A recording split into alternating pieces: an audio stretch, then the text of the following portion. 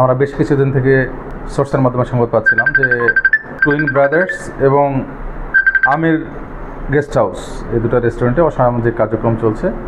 উক্ত তথ্যের ভিত্তিতে সেখানে অভিযান চালানো হয়। অভিযান চালিয়ে বেশ কয়েকজন ছেলে এবং মেয়েকে অ্যারেস্ট করে নিয়ে আসা হয়েছে।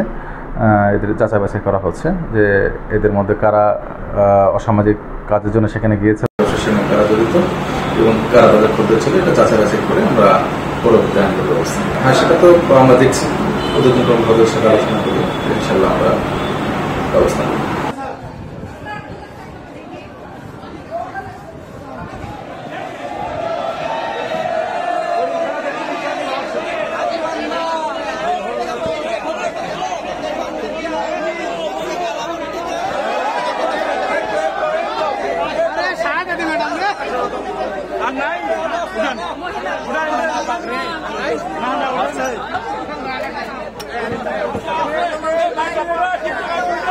কাপড় পুরো ঠিক আছে।